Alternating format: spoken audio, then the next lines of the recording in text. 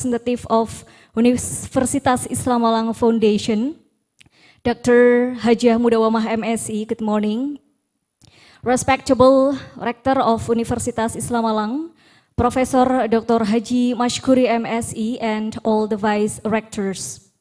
Respectable the Chairperson of ICosTES 2023, Professor Dr. Andes Haji Junaidi Bistar, MPD, PhD.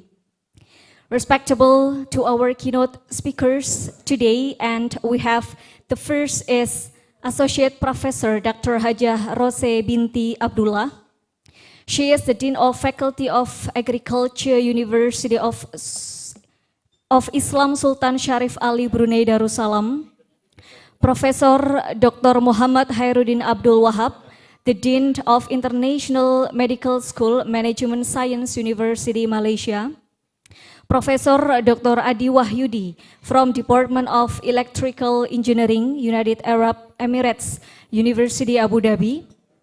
The fourth is Associate Professor Dr. Irada Halilova, Rector of Hazar University. Professor Dr. Andriana from Mechanical Engineering, Universitas of Malaysia. Professor Dr. Abdul Razak Alimon from University Putra, Malaysia. Associate Professor Anna Lisova, PhD from Medical University Revis, Samara, Russia, and Professor Hadi Susanto, PhD. The Associate Chair for Graduate Studies, Khalifa University, United Arab Emirates. The Honorable the Dean of Faculties in Universitas Islam Malang and all the faculty members who are joining offline here, and then Honorable the presenters and all the participants of ICosTES 2023, all the dedicated committee members and the invited guests.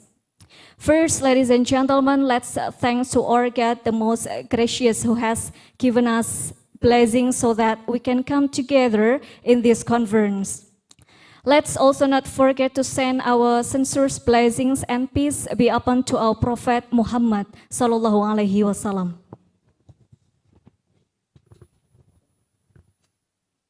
The Excellencies, all distinguished speakers, ladies and gentlemen, thank you very much for gathering here with us, and welcome to the opening ceremony of the second International Conference on Science, Technology and Engineering for Sustainable Development, or ICosTES 2023.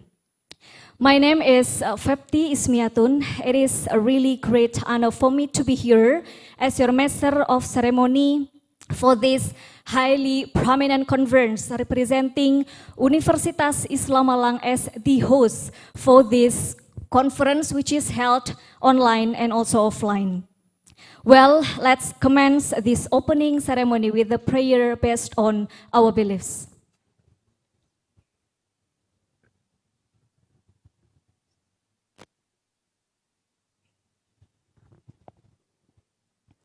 The next agenda is singing the national anthem of the Republic of Indonesia and Mars Syubhanul Waton. Please kindly be standing.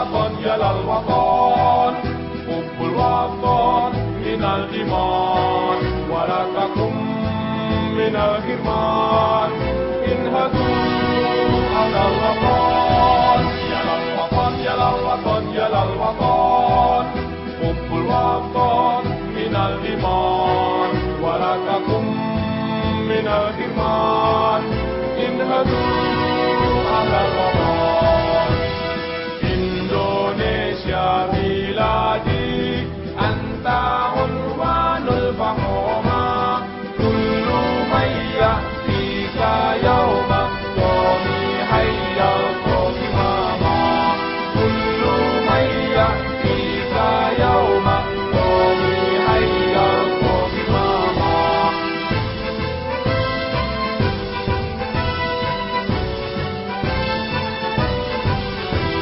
hati wahai tanah airku, cintamu dalam imanku, jangan halangkan nasibmu, bangkitlah hai bangsaku, usapkah hati wahai tanah airku, cintamu dalam imanku, jangan halangkan nasibmu, bangkitlah hai bangsaku.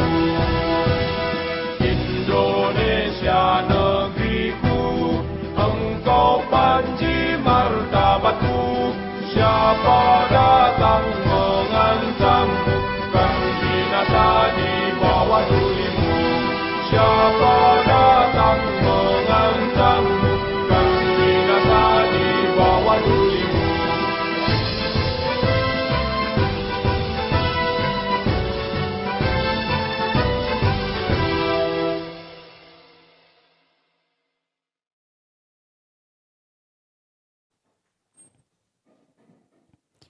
The Excellencies, ladies and gentlemen, the following agenda is reciting Salawat Nuril Anwar together. Sallu ala Nabi Muhammad. Allahumma salli ala Nuril Anwar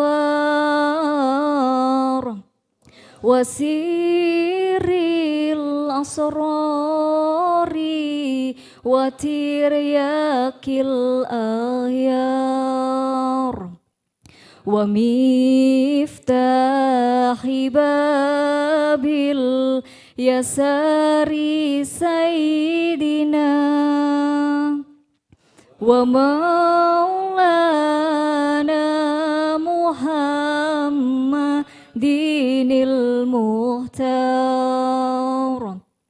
wa alihi al-adhari wa ashabihil akhyar adada ni'amillahi wa ifdali adada ni'amillahi wa ifdali. Thank you very much. Continuing to the first speech by the chairpersons of the second ICosTES 2023, at your convenience, Professor Junaidi Mistar, PhD.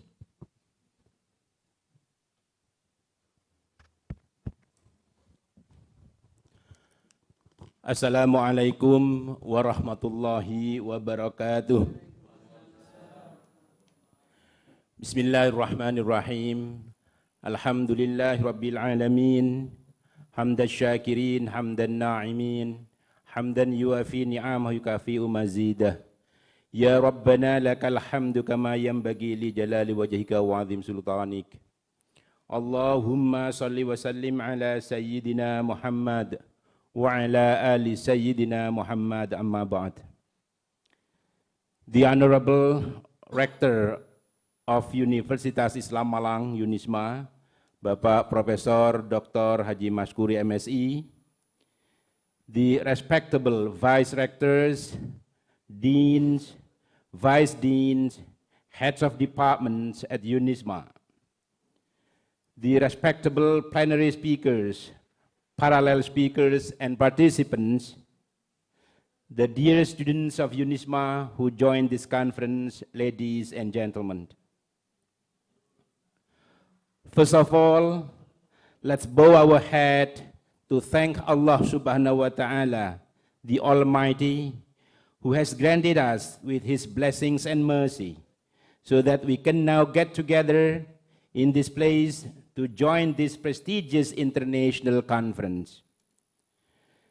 Secondly, salawat and salam should go to our Prophet Muhammad sallallahu alaihi wasallam, who has guided us with ad-dinul Islam. Ladies and gentlemen, this year's International Conference on Science, Technology, and Engineering for Sustainable Development, and we call it ICosTES for short, is actually the second one carried out at Unisma, as the first one was held in 2018 before the COVID-19 outbreak. This conference is held in order to create a forum for academicians, professionals, and researchers to share their knowledge and expertise and to present their research findings related to their field of study. As the theme of the conference implies, it covers such topics as agriculture and food science, biodiversity and conservation, climate and ecology, energy, health and environmental health, engineering, and technology-based practices of socioeconomics, law, and education. I'm very happy to let you know that there are 87 papers to be presented in this year's ICosTES conference, with the presenters coming from 6 countries, including Indonesia, Brunei Darussalam, Malaysia, Philippines, United Arab Emirates, and Azerbaijan. Ladies and gentlemen, then on behalf of the committee, I would like to thank the rector of Unisma, who has provided us with everything we need to succeed this academic event. I would also like to express my high gratitude and appreciation to one, Professor Dr. Hajjah Rose binti Abdullah, the Dean of Faculty of Agriculture, University of Sultan Sharif Ali, Brunei Darussalam. 2, Professor Dr. Muhammad Khairuddin Abdul Wahab, the Dean of International Medical School, Management Science University, Malaysia. 3, Associate Professor Dr. Adi Wahyudi, Department of Electrical Engineering, United Arab Emirates. And 4, Associate Professor Dr. Iroda Khalilova, Rector of Kazar University, Azerbaijan, who have been willing to be the speakers in the plenary sessions, in the morning sessions, because we will also have plenary session speakers for the afternoon sessions. Your sharing and knowledge and expertise is very much appreciated. I would also like to thank the parallel session speakers coming from all over Indonesia and abroad. Your contribution must also be of great significance for sustainable development of science and technology. Last but not least, I would like to thank the committee who have been trying hard days and nights to prepare everything for the success of the conference. Finally, I do hope that this conference be an academic forum for developing our professionalisms in our own field of study. I wish you all the best and enjoy the conference. Thank you very much. Wassalamualaikum warahmatullahi wabarakatuh. Waalaikumsalam warahmatullahi wabarakatuh. Thank you very much for the speech by the chairpersons of this conference, Professor Junaidi. Well, the Excellencies, ladies and gentlemen, the following is the opening remarks of the ICosTES 2023 by Director of Universitas Islam Malang. Please welcome Professor Dr. Haji Mashkuri, MSI. Assalamualaikum warahmatullahi wabarakatuh. Good morning, Bismillah, alhamdulillah, wa syukrulillah, ala nikmatillah, wa la hawla wa la quwwata illa billah. Allahumma salli wa sallim ala sayyidina Muhammad wa ala alihi wa ashabihi ajma'in, amma ba'du. Respectable our keynote speakers of the second International Conference on Science, Technology and Engineering for Sustainable Development, ICosTES, Unisma Malang 2023. Respectable Vice Rector, Dean, Administrator, Faculty Member, Researcher, and students, all national and international participants and presenters, ladies and gentlemen, on behalf of Universitas Islam Malang, I am very happy to welcome our keynote speakers and national and international presenters and participants, especially our 9 keynote speakers from Indonesia, Brunei Darussalam, Malaysia, Azerbaijan, United Arab Emirates, and Russia. Ladies and gentlemen, Universitas Islam Malang now is at the milestone of an entrepreneurial university. In the year 2027, Unisma Malang is entering a world-class university milestone. We are very active in developing our international cooperation.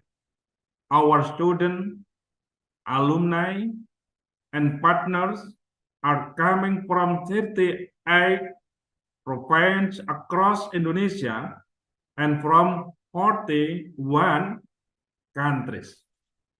Ladies and gentlemen, in addition to receiving excellent accreditation from the National Accreditation Board of the Republic of Indonesia, Unisma Malang also received international accreditation from ASEAN and FIBA Germany for our 7th study program. This internationalization are to achieve our motto Universitas Islam Malang from Nahdlatul Ulama for Indonesia and for the world civilization. Ladies and gentlemen, the second ICosTES 2023 is very important for all of us to share research finding and state-of-the-art in basic science, applied science, agriculture, animal husbandry, mathematics, natural science, engineering, health and medicine, technology, and sustainable development. Ladies and gentlemen, sustainable development promotes international cooperation and collaboration to address global issues. By working together, countries can share knowledge, resources, and best practices to achieve common goal and create a more sustainable world. Ladies and gentlemen, sustainable development is crucial to balance economic growth with environment protection and social well-being. By adopting sustainable practices, we can mitigate the negative impact of human activities on the environment, such as climate change, deforestation, and loss of biodiversity. This ensures that we can continue to enjoy clean air, water, and a healthy natural environment for our future generation. Ladies and gentlemen, on behalf of the Universitas Islam Malang, again, we appreciate the participation of our keynote speaker. We also appreciate the organizing committee who has prepared and organize the second ICosTES 2023 successfully. Ladies and gentlemen, I hope you can participate in all the program and benefit from them. By saying Bismillahirrahmanirrahim, I officially open this second international conference on science, technology, and engineering for sustainable development, ICosTES Unisma Malang 2023. Thank you very much. Wallahul muwaffiq ila thoriq. Wassalamualaikum warahmatullahi wabarakatuh. Please kindly once again give the round of applause for the opening remarks from our rector, Professor Maskuri, MSc. Thank you very much. Well, ladies and gentlemen, the next agenda is a prayer reading led by the Vice Rector of Students, Alumni, and Religious Affairs, Dr. Badat Mohid MP. Time is yours.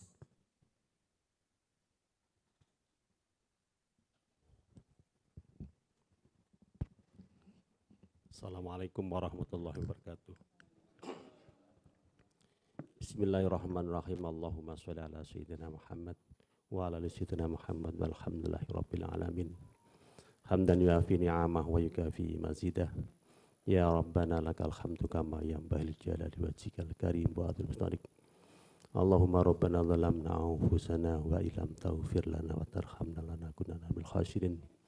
Allahumma la tata'allana fi majlisin hadha dhanban illa ghafarta wa la hamman illa farajta wa la aiban illa satarta wa la usran illa yasarta wa la jahlan illa 'alamta wa la dhalan illa hadaita wa la hajatan hiya laka ridwan min hawaij dunya wal akhirah idza qadaitaha. Rabbana atina fid dunya hasanah wa fil akhirati hasanah wa qina adzabannar.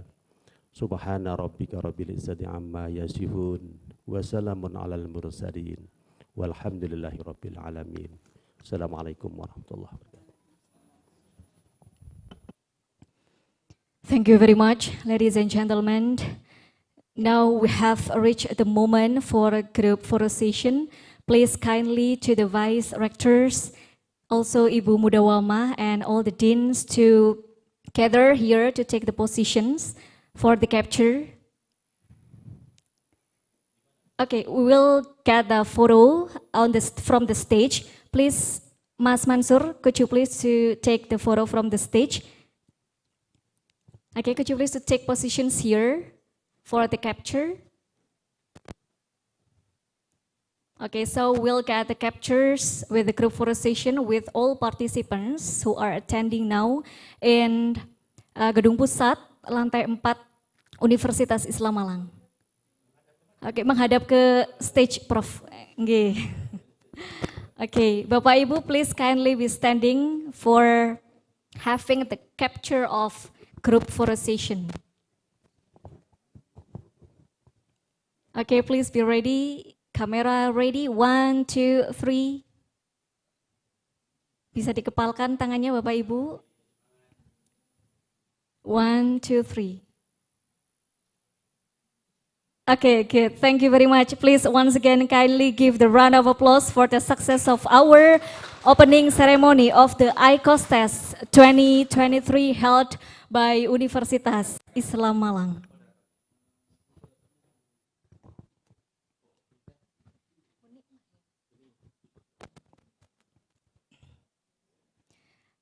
Okay, the excellencies, all the distinguished speakers, ladies and gentlemen, as we have finished this opening ceremony for this conference, and of course, without further delay, we are now continuing to the next session, which is to hear the first plenary session. As I have informed you before that for the first plenary sessions, there will be 4 speakers for these sessions. The first one, we already have in the Zoom meeting, the Associate Professor, Dr. Hajah Rose binti Abdullah. Thank you very much for coming here with us. And Professor Dr. Muhammad Hairudin Abdul Wahab. The third keynote speakers is Professor Dr. Adi Wahyudi, and the last one is Associate Professor Dr. Irada Halilova. Thank you for being here in the Zoom meeting. Ladies and gentlemen, this plenary session will be moderated by Dr. Nikmatul Khairiyah, MP, and I'd like to invite her to guide the presentation. And please, Dr. Nikmatul, the floor is yours.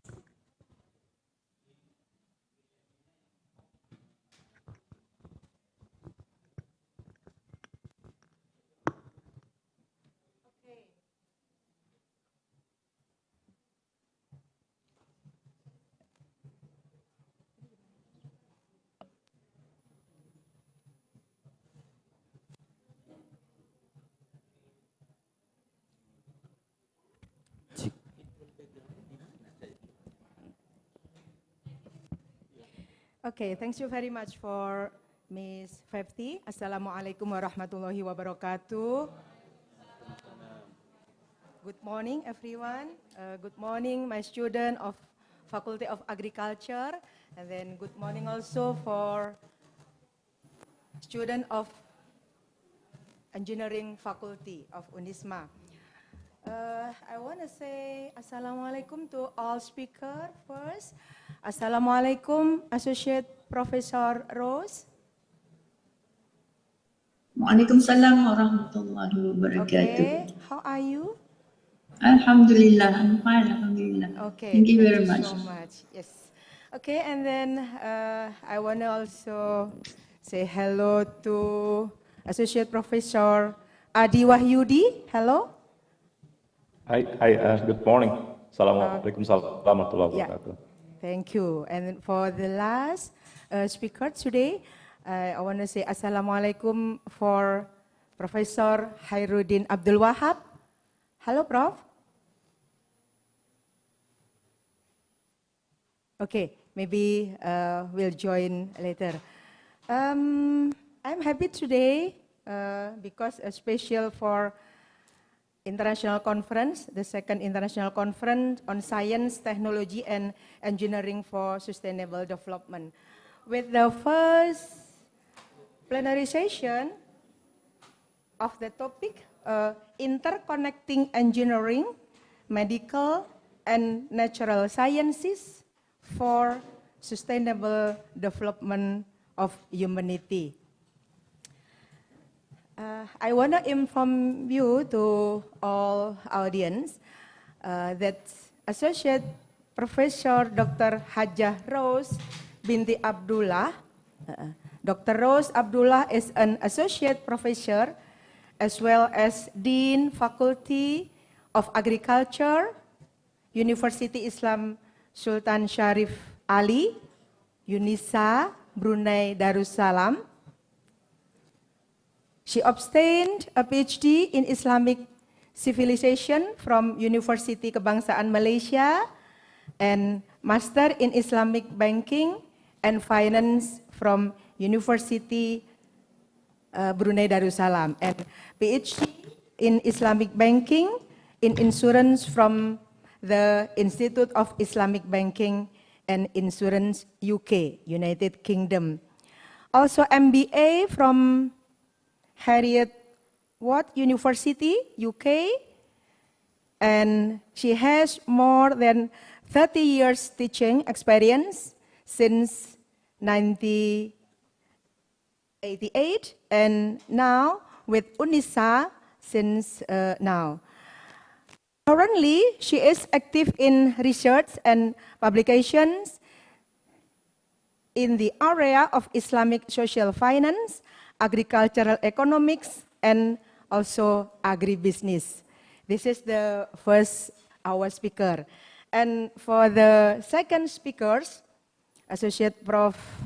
Adi Wahyudi, I think he is from Indonesia. Dr. Adi Wahyudi, Associate Professor. Now, she is in Department of Electrical and Communication Engineering, College of Engineering, United Arab Emirates University. He is undergraduate thesis in University of Gajah Mada, Indonesian University, and then Master Engineering in Electrical, Chulalongkorn University, Thailand, and then Doctor Engineering, PhD program in Electrical Engineering, Kyushu University, Japan. He has also many grant projects, and then also many publication, and there is 2 pages publication. I think is very interesting also. And for the third speakers for the first plenary session, Professor Khairuddin Abdul Wahab.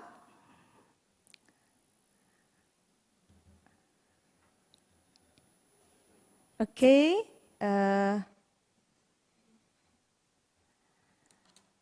Academic experience for him, University of Malaya Bachelor of Medicine, Bachelor of Surgery, and then National University of Malaysia. And now he is a Dean of Medical School and visiting orthopedics, surgery, and MSU Medical Center. I think our three speakers is very interesting. And now I will invite Associate Professor Rose to presentation. Please, Prof.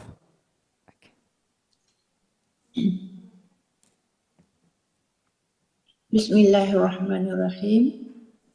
Assalamualaikum warahmatullahi wabarakatuh. Waalaikumsalam warahmatullahi wabarakatuh. Is my voice clear? Ya. Alhamdulillahirabbil alamin. Wassalatu wassalamu ala asyrafil anbiya'i wal mursalin wa ala alihi wa sahbihi ajma'in. Alhamdulillah,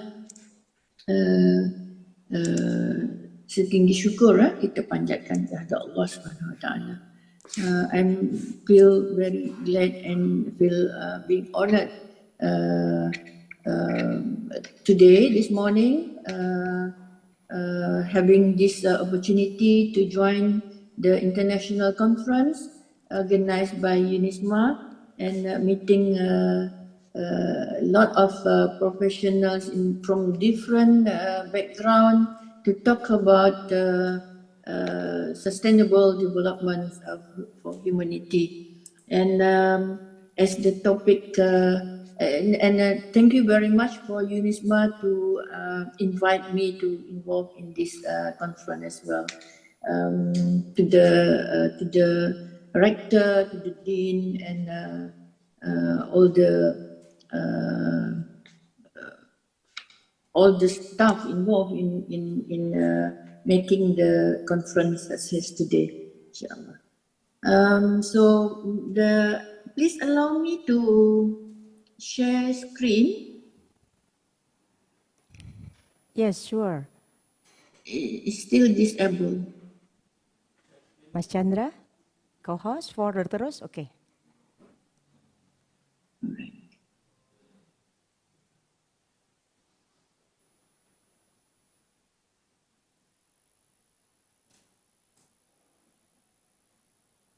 Alright, that's the title. Actually, it is interconnecting agriculture to for sustainable development of humanity. So I take the agriculture because that is our faculty's area. Okay, so and I would like to acknowledge the involvement and contributions of Professor Muhammad Najim, our expert in water management at our faculty here in UNISA, in preparing the paper. Okay, so without further ado, this is will be the content, inshallah. Okay. As the introductions, from the data we gathered, in 2021, the world population is at 9.8% were in hunger and about 30% in food insecure. And further, 45% of child deaths worldwide today are due to hunger and related causes. So, and furthermore, the climate change put the either regional or global food supply in risk, high risk. Yeah, and also we found that it is estimated or projected in 2025 about 1.8 billion people will be living with acute water scarcity. Yeah, and further 2030, the ratio of arable land of population is expected to decline by 55%. But at the same time, 8% of the world population, which is 670 million, will still be facing hunger. Yeah, and further to 2050, it is said that world needs to triple food production. So, with this background, and further information in developing countries where 80% of world population are living, agriculture accounts for about 70% of the land use and 80% of water use. This shows us the importance of agriculture sector in our life, yeah, in the populations of world populations. And to looking further at the issues faced by in the food production or agricultural production system worldwide, there are some issues or challenges such as increasing. We have seen just now the increase in populations, world populations. The world is growing, so the demand for food and agricultural products is also increasing, and there are also issues of hunger and malnutrition. And at the same time, we are facing climate change effect on, especially on agriculture. So there are also issue of food loss and waste due to either post-harvest practice or the consumption practice among the consumers. Unsustainable farming practice also contributing is also an issue, and the encroachment into prime agriculture land. Inadequate infrastructure vital to agricultural productions and post-productions, shortage of human resources and also human resources development programs, and on the other side, extra exploitations or degradations of natural resources which cause soils rapidly eroding. Water is becoming scarcer, and underground aquifers are also drawn down faster. The pollution reduces the usability of the available fresh water. Deforestation, whereby 25 hectares per year happened, and also desertifications. All these issues is very much affecting the agriculture production system. Okay. Therefore, agriculture needs to be sustainable to fit all the populations. And we also realized that sustainable agriculture to ensure world food security also need to provide it must cater the economic and social opportunity. Besides protects the ecosystem service on which agriculture depends very much. Okay, so agriculture is sustainable if it can sustain livelihoods, use appropriate approaches and technologies to ensure that the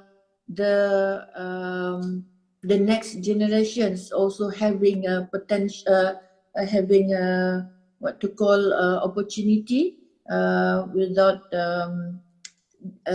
sacrificing the rights of the next generations, and also if this has access to resources, inputs, and markets by the stakeholders, especially the farmers.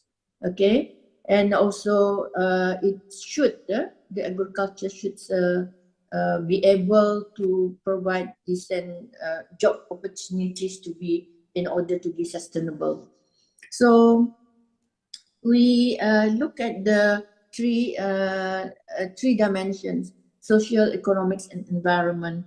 The development that meets the needs of the present without, as I said just now, it should be not what to call affecting the future generations to meet their own needs. And also sustainable development also to meet the need of society via environmental and economical viable, economical and socially equitable, and socially and environmental bearable options. Okay, so hence sustainability interconnect the domains, these three domains. Okay. So looking at the sustainable development in agriculture, we realize that agricultural productions increase with the green revolutions with many positive and negative effects. This one we can search it in many writings and research paper. Okay, sustainable agriculture is meeting food, feed, and also fiber needs of the people in the present and also should be in the future. Requires a global action plan to increase agricultural outputs in an environmentally sustainable, economically feasible, and socially responsible manner.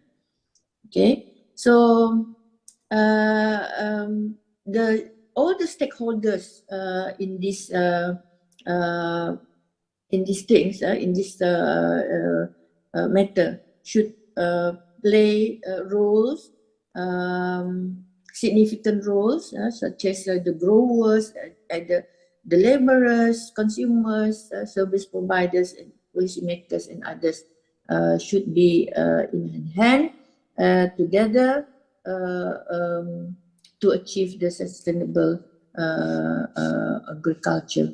Okay, and it is also need to offer.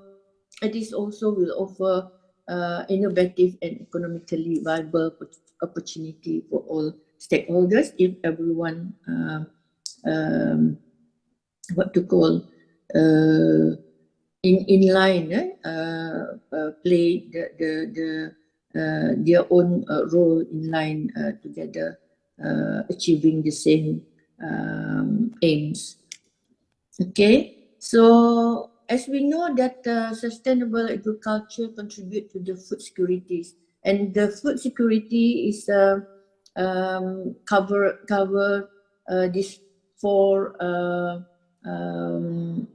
elements in terms of availability of the food, and in terms of accessibility of food by the consumers, in terms of utilizations and nutrition and so on, and in terms of stability of the productions of supply of food product. So now we try to connect the sustainable agricultural development and humanity. Okay, in terms of increase, in order to be sustained, we need to increase the productions.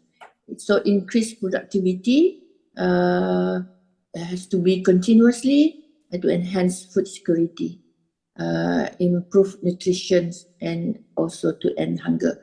And hunger is number 2, yeah, if number 1 in the SD. It's important in the top range of sustainable development goal. Yeah? So with we also want to see that the increased productivity with less expansion of agricultural land, because land is limited. It is competing with the increase in populations. We need housing areas and then other businesses, commercial areas, and at the same time we need to produce more food, so need more land. So it is very important for us to find ways to increase productivity with less expansion of agricultural land to protect and also enhancing the environment. Okay, another important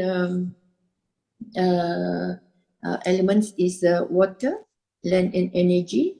Energy smart production system is importantly and very much needed. Yeah, in making sure that we can increase productivity in agriculture. So productive agriculture in terms of agricultural productions and also socioeconomics and environmental efficiency is underpinned by using new agricultural technologies and methods. So maybe we can see what are the new methods suggested in climate, things like climate smart agriculture, regenerative farming, yeah, urban farming, either using soil or soilless techniques, including the indoor. We are encouraging the urban populations to keep on contribute or participate in producing, yeah, food product, circular farming, yeah, and also yeah, indoor farming already mentioned just now. So sustainable crops and animal productions practice is also important. So it can be, in terms of selections of appropriate crops, in terms of varieties, the suitable varieties, animal breeds, and also in terms of crop diversification. Integrated crop, livestock, and fisheries in the farms, management of soil to enhance and protect soil quality. Yeah, this one is one of the matters that our faculty pay attention much on soil amendment materials, yeah, to overcome or to what to call as a solutions to overcome some of the problems faced by farmers in the conditions of land, conditions of soil in various industries, especially paddy plantations. Okay, so efficient use of inputs is also important. The use of selected good quality of seeds, for example, type of, as mentioned earlier, type of variety of crops, and also animal husbandry. Okay, so appropriate range and pasture management, proper breeding and health management of animals. It is also important to protect and safeguard natural resources. In protections of natural resources,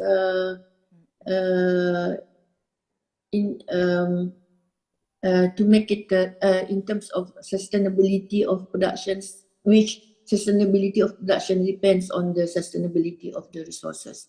So it is very important to make sure that the resources, natural resources, are used optimally, not being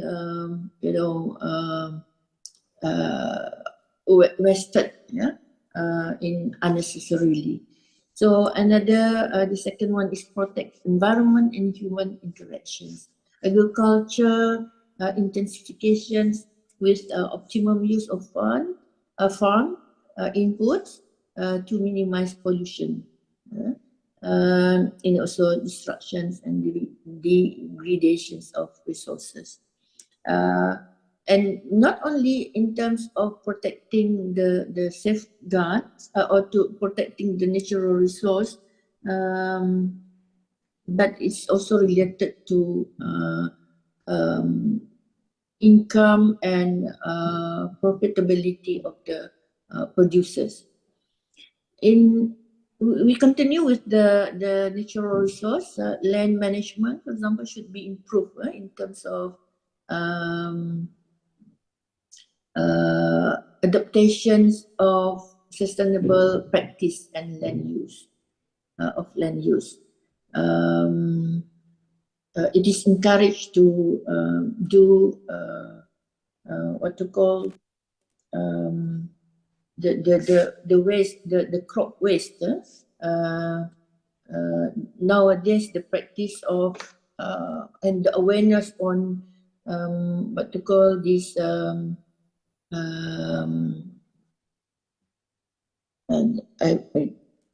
the composting fertilizer or amendment material is getting more and more people know about it, and attract quite number of become attractions to the new practices in farming. Another thing is conservation.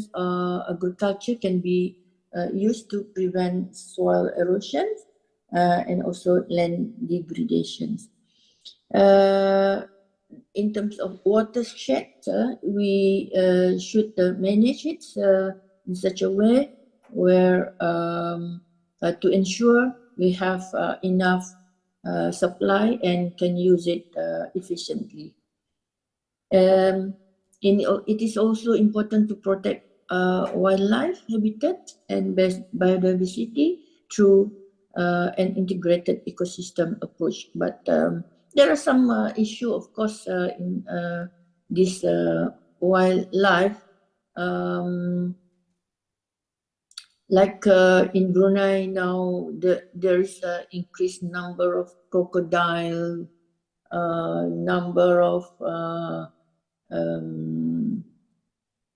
monkeys, which become a challenge challenge also to people, to populations. Okay, that had to be what to call taken into account, and there should be a balanced action. Okay? It is also important to provide incentive for improving ecosystem service. Okay. In terms of water management, we need to improve water conservation, to increase water storage, cope up with temporal and spatial variability, and also minimize non-renewable groundwater withdrawal, because this can, if it is not being controlled, if it is overused unnecessarily, that also can cause problems back to the humanity, back to the populations, yeah, to the humans, and affecting agriculture. Government on the government side need to provide incentive for selection of drought tolerant crop species, and also many other things that incentive should in Brunei Darussalam, the government provide incentive in terms of input subsidies, and also in terms of price subsidies to paddy growers, in order to increase productions, to make sure enough supply for the populations. Okay, precise irrigation system is very important, and also managing crops and soil to reduce water loss. Okay. In terms of energy management, it is important to minimize reliance on non-renewable energy sources, and we should opt for renewable energy sources such as solar, hydro, and maybe source from wind. Yeah, I learned that Unisma, I forgot to mention Dr. Prof. Nur Hidayati, has had been here in UNISA, I think in early 2020 and early 2020, before COVID, just before COVID-19. She was here with someone, another one, I forgot his name. What to call, we learned that Unisma has practicing quite interesting alternative of energy, yeah, for agriculture.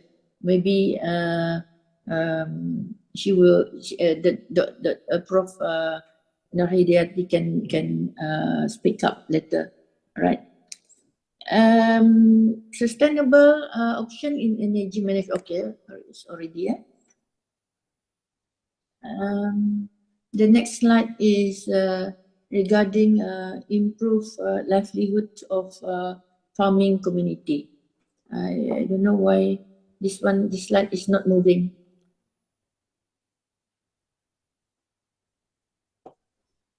Okay, never mind. I just read through. Agriculture provides direct and indirect source of livelihood. Of course, we understood that, especially for the rural household, and improvement of access to resources technology and finance is very important, which can help to improve livelihood of farming communities, right? And we also need to pay attention on addressing the gender gap, yeah, where it can contribute significantly in reducing poverty and also food insecurity. The enhance resilience of people, communities, and ecosystems in order to it is very important to make sure policies, technologies, and practices that build up the producers' resilience to threats. This can contribute to sustainability. And I'm very sorry because the slide should be moving, but it is not moving now. In how to make it move. Remove all spotlights.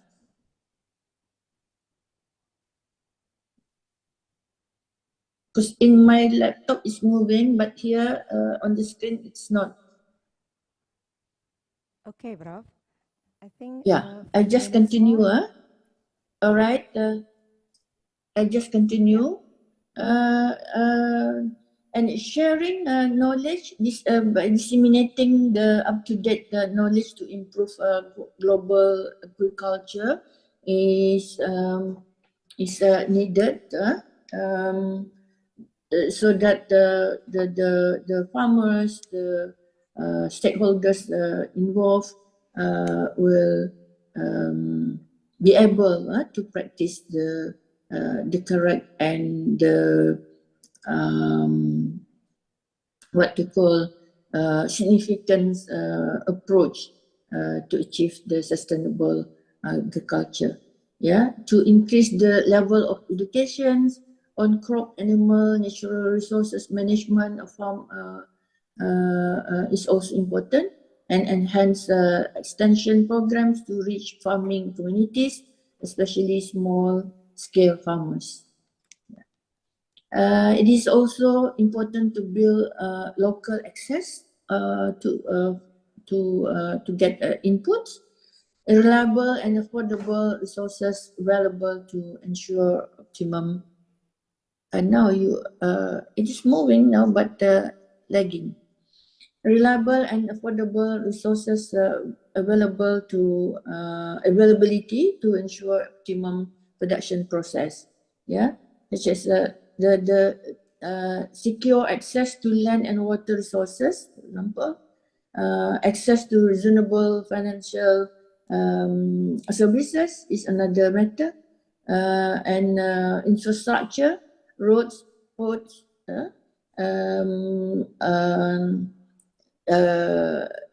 what to call this communications linked to ensure availability of supplies and market products, and also important for the producers to get access to the market.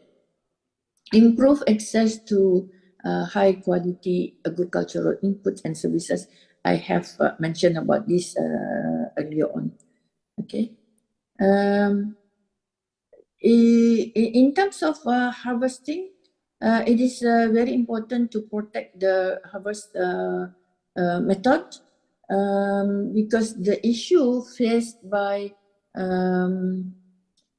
what to call the farmers nowadays is that 20 to 40% of crop yields are lost because of inadequate of pre and post harvest support.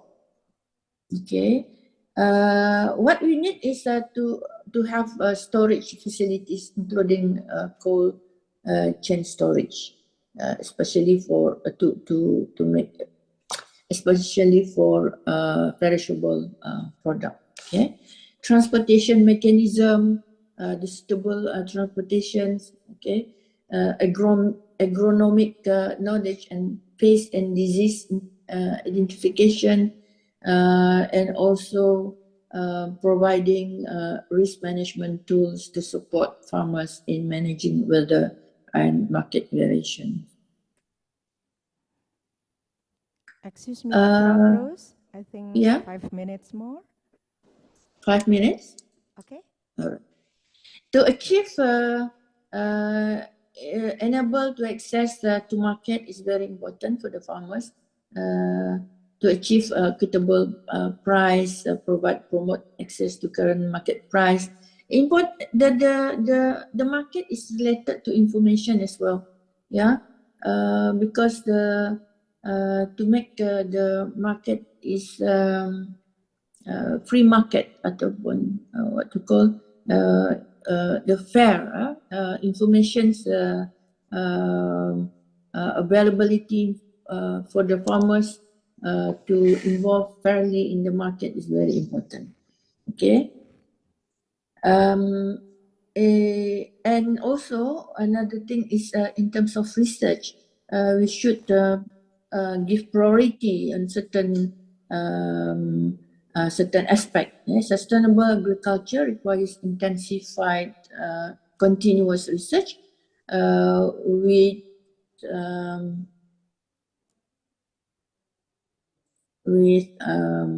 increased investment priority on local requirement. Okay.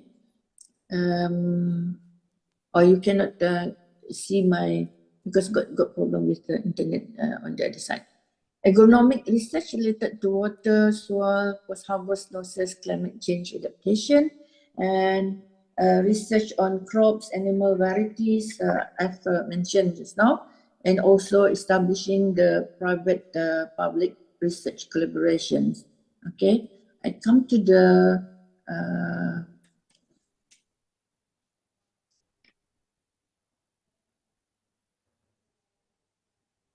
it's not moving. Sorry for the disruption.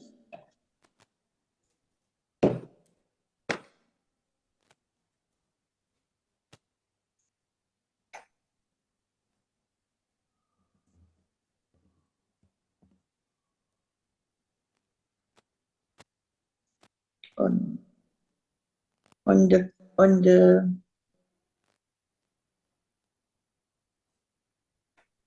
sorry.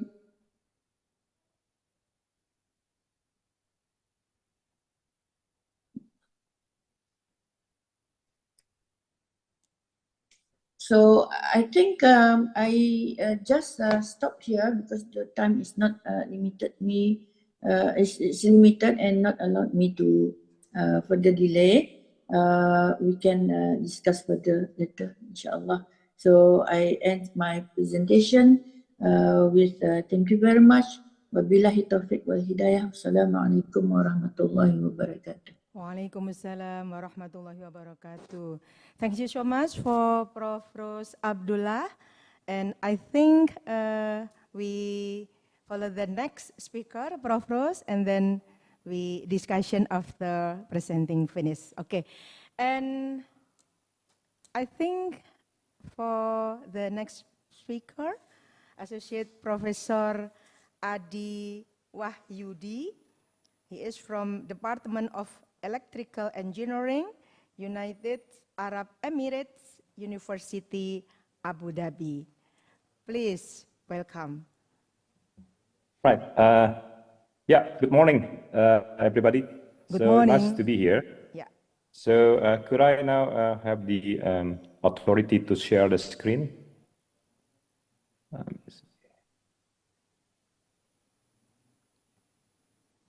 Okay. Is it? Yeah. Yeah. All right. Right. So yeah.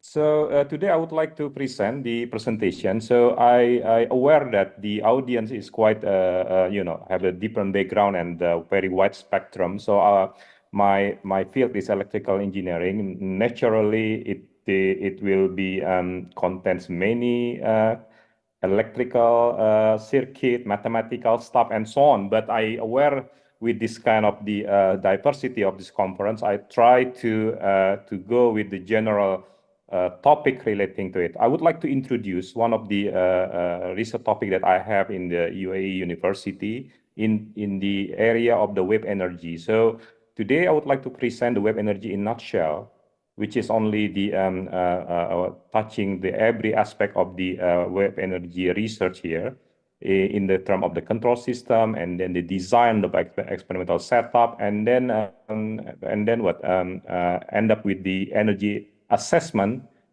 in Indonesia for the wave energy. And yeah, like I told you, there will be no mathematics. There will be no weird weird electrical circuit. Okay, a bit only. So, but because it's my fingerprint on electrical engineering, so you know. But I will see that. I promise you, there will be no complicated issue regarding here. So I would like to start with the introduction of the wave energy. What is the wave energy, by the way? Okay, before we go to the wave energy, wave energy is basically one of the new renewable energy in the groups of the ocean energy. So ocean energy consists of the many type of the energy. Is like OTEC. OTEC is like the ocean thermal energy conversions. There will be a tidal also, wave and the salinity gradient. So if you see in these groups of the ocean energy, wave energy is the has the second largest potential within the groups. The number one is the OTEC, the ocean thermal energy conversion, and then after that is the wave energy. Now, yeah, within the numbers, it is like 38.6% from the total capacity of ocean energy is coming from the waves. Now, the most interesting part here, actually, I put it in the first bullet there. Ocean energy is the last untapped renewable energy source. We know that the popular renewable energy source, such as the solar, such as wind, such as other things, but if you see actually the interesting part of it, we can compare the power intensity. Power intensity means that what kind of the power that we can get from the per meter from the equipment. For example, if we have the solar panel, for example, 1 meter, it could give us 0.1 to 0.2 kilowatt per meter square. The wind energy at the same time, let me see here, is the 0.5 kilowatt per meter square. But all of this, although this is actually the most mature renewable energy, still lower compared to the wave energy. It could goes to 2 to 3 kilowatt per meter square. So if you see, the power intensity of the wave energy is much higher compared to the solar and compared to the wind. And I want to explain actually why this kind of situation happened. Because actually the wave is accumulated energy from solar and the wind. As you know, ocean wave coming from where? From the ocean, from the wind that blows the water in the ocean, correct? And where is this wind coming? From the different temperature of the air. So therefore, actually, the accumulated power, the accumulated energy from the suns and then from the wind goes to the wave. So you can see that actually the power intensity of the wave is much higher to the solar and the wind energy in this case. Now, although we have like the you can see the numbers there for the ocean wave energy, it has potential of 29,500 terawatt hours.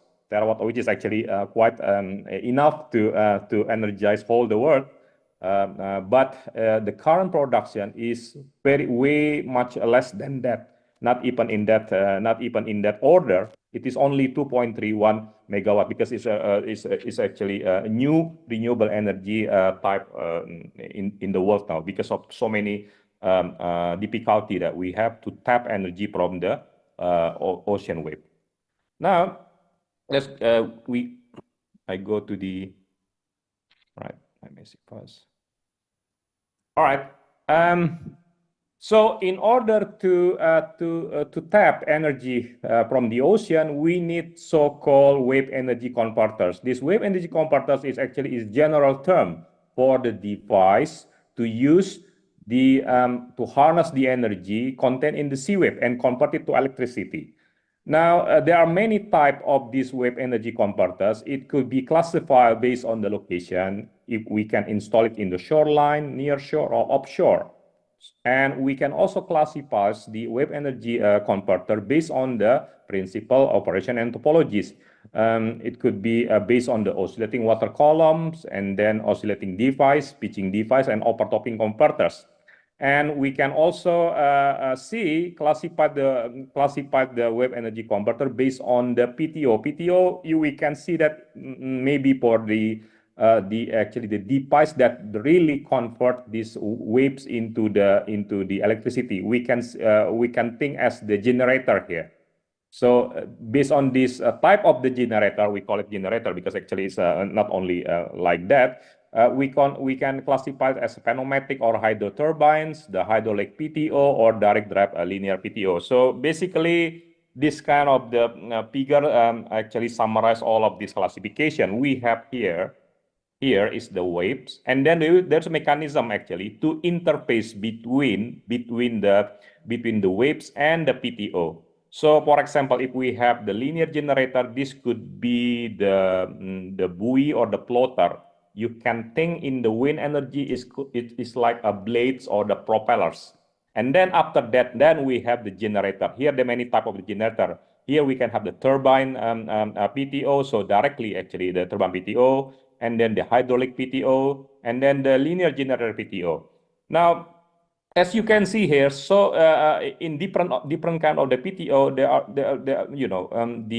are contains simple element, one element, and multiple element. Then, if you think in the perspective of the process, if the PTO contains a lot of components, mean that the losses is big. So we are leaning actually toward to the PTO who has less elements. So as you see in the linear PTO here, in fact, this is the PTO that we choose as the for the research in the United Arab Emirates University. So yeah, to give more clarity in this topology or type of the wave energy converter, here, for example, is the first principle where we call it oscillating water column. It is installed in the onshore, where the waves actually interact with these structures, this structure that will give us the some kind of the air pressure. That air pressure will be later on to spin or to move the turbine here. Then later on to create electricity here. One of the example of this is they call it the limpet power plant located in somewhere in the world. We have other type of the wave energy. We call it pitching device. Now pitching device is actually like this. So it's like a flaps. And then this flaps, the movement of the waves actually connected to this flap, and then it will create the hydraulic movement. Hydraulic movement will moves the generator here, and then also creating electricity. This could be installed off or near shore, and one of the example of this install project will be the call it project Pelamis or Oyster in Ireland. Here, another type of the wave energy, we call it overtopping device. So it's like the kind of snake or the dragon here, or like where it is moved up and down because of the movement of the wave, and then also using the hydraulic also, and will that moving the generator. It could be installed offshore, so far away from the beach. And the example of this is Wave Dragon in Portugal, I guess. Now, this is the one that we adopted in the UAE. This is actually based on the Uppsala University topology in Sweden. We have here the buoy and then connecting to the road, and then we have the special a generator, unlike the other three, which is using the conventional rotary generator, we have so-called the linear generator. I will tell you about it later on in detail what is linear generator here. It could be installed in the offshore, and one of the projects who use this topology is the power buoy and the sea base. Like I told you, this is actually the topology that we use in the research for in UAEU. And we select because obviously from the previous slide, the PTO itself contain less elements, so therefore give us the highest efficiency. Now, this is the things that the schematic diagram of these we call it heaping linear heaping wave energy converter, because the movement of the plotter can you imagine if there is a waves that hitting this plotter of the buoy, it will be keep up and down, right? And there will be connection between this plotter to the PTO generator here. The generator that I told you is not like a conventional generator that works rotary. It is moved in the linear motion. Simple. This plotter connect to the permanent magnet linear generator, and we have the winding. Movement of this will create directly the AC three-phase voltage or the current here if we connect to the load, and therefore now creating the electricity. Now in the reality, we don't like you see in the solar energy, we don't use a single solar, right? We use actually multiple in groups to form the wave energy farm. And then we can connect all this power that connecting to this pump to the undersea substation, and later on we will put it in the we will send it the power to the mainland to connecting to the grid here. That's actually the topology that we use in the for the wave energy research in UAEU. Now we move on to the second outline today, which is actually control methods in the wave energy. I will not go into detail. I just talk about the kind of the field that possible control methods in the wave energy to intriguing the further collaboration. I will not go into detail. So if you for example interesting in one of the topic regarding this, please also invite me to go with the more serious more specialized tutor or the kind of the workshop for the wave energy. I'm open with that. So this is the schematic diagram. Like I told you, I try to minimize the weird things here so that everybody can understand this. But since my background is in electrical engineering, somehow is my fingerprint, I cannot resist on this. So control method in the wave energy can be divided into two groups. We call it machine side control and the grid side control. Machine side control is the relating to the control in the generator side.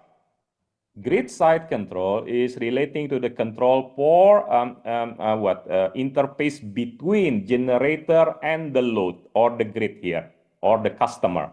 Now, the objective of the machine side control actually to minimize the power capture from the sea. And the objective of the grid side control is actually providing the constant power to the grid, satisfying the standard in terms of the voltage, frequency, and the total harmonic distortion. All of this, by the way, will be controlled later on. We will see by using the power electronics. Now, in this side, for those who are in the background of electrical engineering, this is actually the equivalent circuit of the linear generator. Here is the machine side control using the, we call it this kind of topology is back-to-back converter, where if you see the voltage that creating by the EMF voltage creating by the linear generator, it will be three-phase and it will be AC. It will be varied in terms of the frequency and in terms of the magnitude. So it is not really acceptable to the grid. So what we do, we will actually try to convert this AC into DC by using this side. So it has a two role here, machine side control. So the first role is actually to convert the AC into DC, and then also to maximize the power capture from the wave. And after that, it will be sent to the grid side. This grid will be the role of this will be converting the DC voltage into the AC that acceptable to the grid, nice and smooth, and satisfy the standard for the grid. And also the second objective actually is which is actually already here I mentioned here. Now all of this actually can be done by using the power electronics. So any of the way to control system, proposed control system could be implemented to control all these 6 switches by using the power electronic. Both of them is power electronics. So we can also talk about the power electronic in more detail. For example, in the other occasion where we have the audience is more to the has the background of the electrical engineering, all of this. Now, so I'm talking about now possible is a topic in the machine side control. So we can use, for example, model-based control system where actually we can have all the model for the waves and the generator, and we can use it for to control it using the advanced control techniques such as robust control, nonlinear control, optimal control, or model predictive control, and so on.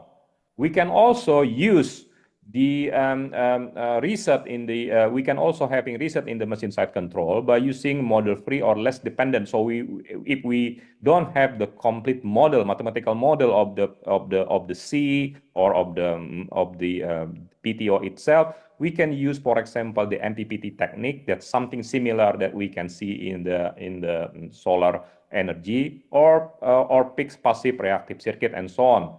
And also there is also a possible reset in this machine side control relating to the estimation of the force. When the C actually hitting this plotter, there will be around 90 forces acting to this plotter. Majority of it, we know the effect, but we don't know how to measure. So mean that there will be no sensor. So in order to do that, actually, we need actually to create an estimation, the mathematical sensor. This is kind of the topic also that happened in the wave energy. So estimation of the forces using the extended command filter, for example, is one of the possible reset in the machine side control. Estimation of the behavior of the C using Kalman filter or using AI, also one of the possible reset in the wave energy in the machine side control. And then we can also extend the machine side control for all of this. Actually, the red one here is for the single generator. But how about for the wave energy pump? How they can interact each other? Considering all of this, also another research.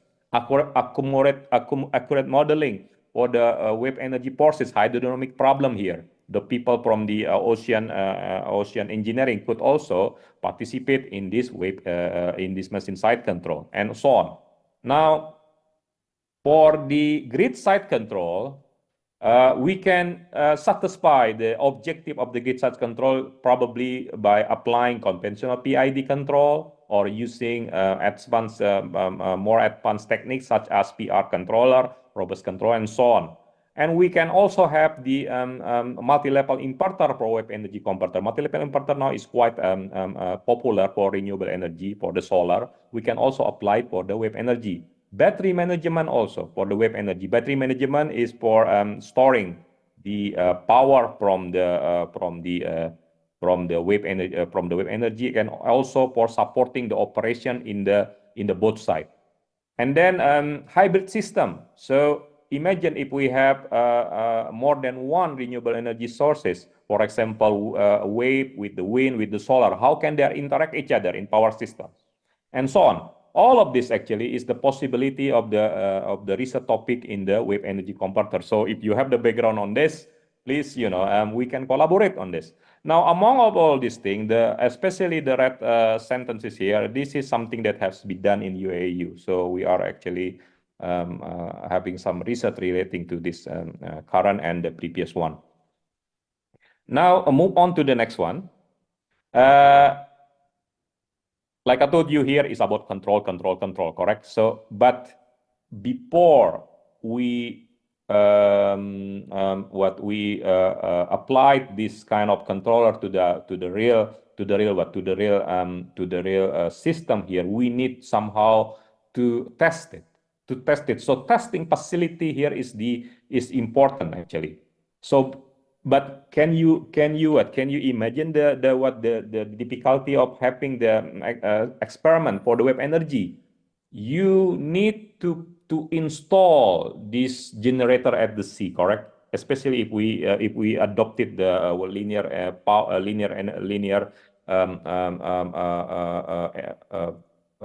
generator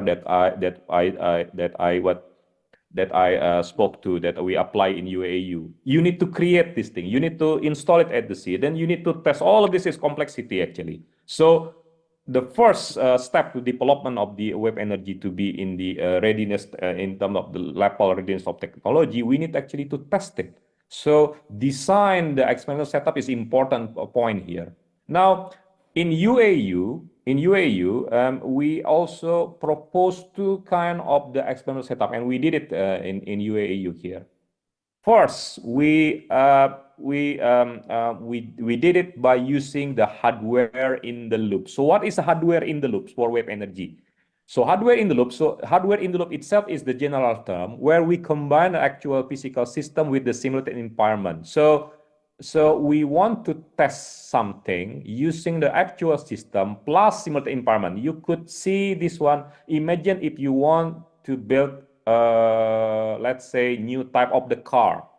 All right, but you don't want actually to test it. You don't want or new type of the airplane, for example. So what you do actually, by using hardware in the loop, you can build the actual part of this aircraft, but you don't want to fly it. So you will replace the flying environment here by using the simulated environment. The same thing like in the wave energy. We will build the actual element that we would like to test, but we will build it inside the simulated environment. The sea itself is simulated, but the element that we want to test is actual one. So combining with this thing, we call it hardware in the loop. You could see like a driving, simulated driving, environment, for example. This is kind of hardware in the loops. Now, for the hardware in the loop for wave energy converter here, the ocean, like I told you, is simulated, while the PTO, the generator, electrical part, and everything will be physically available. Now, the hardest thing about this thing, about this approach will be constructing the generator itself, because this generator is not the conventional generator. There is you cannot just buy this generator to any shop and then they will give you something. There is, or it's really customized, you know. So in particular, actually, we need actually to build this generator. This generator we call it PMMG, which is permanent magnet linear generator, which is this. This is the hardest one. So as you see here, this is the system. This is actually the linear generator. And then the C will be simulated using computer, and then we will send it to the motor to move this one up and down. So as you see, there is a simulated environment and actual one. All of this is actual. So in this approach, the hardest thing to implement actually this kind of part of the construction of this linear generator here. So how can we do that actually? Yeah, we already produced the research relating to it, and we give it actually the way to produce this permanent magnet linear generator. So in UAU, this permanent magnet linear generator is rated at 1.2 kilowatt with the rated velocity 1 meter per second. We use actually the type of the permanent magnet neodymium permanent magnet, very strong permanent magnet. And it will create a 3-phase system using the 9 coils. So all of this can be done with the very simple way. We already tried to neglect complexity, and then we come up with the way to use actually the spreadsheet, the simple Excel sheet actually to calculate all the component in in this design, and you can see it in our publication relating to this. And then and we tested actually the between the calculated design voltage that we want, and also the resulted by using the experiment by building this linear generator that we have like this. It turned out to be, this is the result. It's very close actually. So our method actually to developing this simple calculation is actually quite accurate. So we would like to design the peak values of the voltage of this linear generator is 232. The measure one is 22.1, which is very close to the calculation. So we have it. So if you're interested on building this, please study our paper, and also welcome to contact me. Now, the cheaper options, right? Although this is a good one, this kind of the hardware in the loops actually is the best solution that we have. But actually, still, this is actually quite expensive because you need to build it from the scratch. Like I told you, something that off the shelf, something that you cannot find in the market will be, will have the premium price. So how about to avoid actually? How about we want to have the hardware in the loop? Hardware in the loop, but without the existing of this one. So we go to the second approach. We give also the second approach, cheaper solution, like I told you, which is using this. So all of them, there will be no linear generator.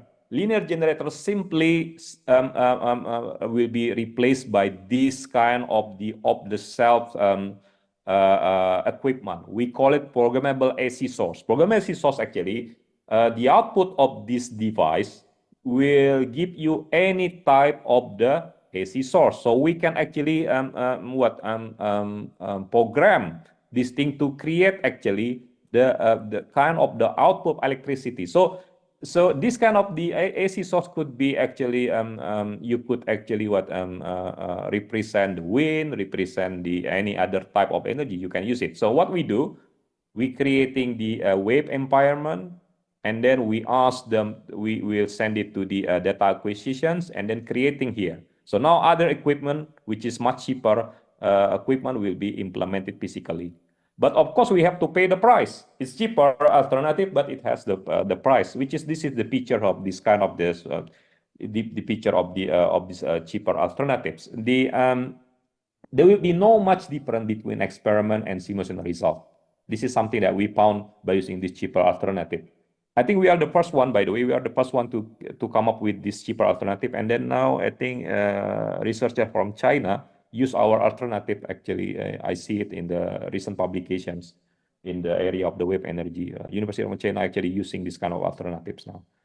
And because of there's no difference between experiment and simulation, so people say that what is the point then to come up with the with this kind of the solution? But it mainly can be testing for the applicability of the physical controller handling in the real-time applications. So whether we want to check whether it is can have the can keep up with this very small sampling time and for the complex controller. So we mainly testing about the applicability of this one, but not in the full picture of the wave energy converter. All right, so this is actually the cheaper alternative test bed that we have. As you see here, there is no linear generator itself. Everything here, linear generator, the big linear generator, actually replaced by number 4 here, programmable AC source, but other things will be physical. So this is the controller, the machine side controller, and also the grid side controller I told you is power electronic. All the algorithms, all the way to control it actually implemented using this. Okay, excuse me. Next. I think 3 minutes more. Okay, conclusion. Oh, yeah, okay, yeah. Good. Okay. For the wave energy assessment in Indonesia, so I just quick regarding this. So of course that we naturally we need to actually to know how the wave energy potential in Indonesia. So we use actually HINCAS tools, HINCAS methodology by using the mic software here. It has the procedure as we told. I go directly to the result. So this is actually the way to get this to get the assessment. We did it in the southern part of Java Island. This is the model validations for the assessment, and this is the result. So this is 10 years of wave energy power in the southern territory of the ocean in Indonesia. We can see here actually more. This is the here part is actually the beach. So more go to the farther to the beach is more higher power that we have. But we can see that some places here near small dot is actually is quite near the shore, but has the big power intensity there. And so we aim actually to locate this thing. So we come up with these two. So okay, this is the monthly power. As you see that wave power tends to be higher in the time of the summer, but they are lower in the beginning or beginning of the year. So now this is actually the potential locations of in the Cilacap water territory. So we identify three biggest possible here. So where the highest one will be in the rating of the 15 kilowatt, number one here. You can see the coordinate of this. Now, since I graduate from Gajah Mada University, for the emotional and the reason, I need also to look at what is the potential of wave energy in Yogyakarta. So we look at also the big three of here, and then we see that it is much higher also. It is 16 kilowatt in the number one here per meter that we can have, very near to the shore. Yeah, so this is the conclusion. I gave everything based on the overview. So thank you very much if you have the question on regarding the presentations. Okay. Thank you. Okay, thank you so much for Associate Professor Adi Wahyudi. I think both of speakers, Prof. Rose and then Prof. Adi, also interesting topic and discussion. And in the chat room, Pak Adi there are 4 questions. Maybe we discussion now in 15 minutes, and then the third speaker will presentation. Okay? Can I read for you? Yeah. Because for the first question from Zulkifli Unisma, if the wave is unstable, does it affect the quality of electricity? Yeah. That is why, like I told you, we come up with this back-to-back converter. Basically, the power quality coming from this generator will not be accepted. So that's why we have the way to convert it. We make it to DC first, and then make it to AC again. So that will be the objective of the grid side control, to make it the quality of the power that will be to send to grid will be satisfy the grid specification in terms of the voltage and THD and the frequency. Yes, this is completely true. That's why we have grid side control. Okay. Further than that, we can go with the separate discussion regarding this. Very technical.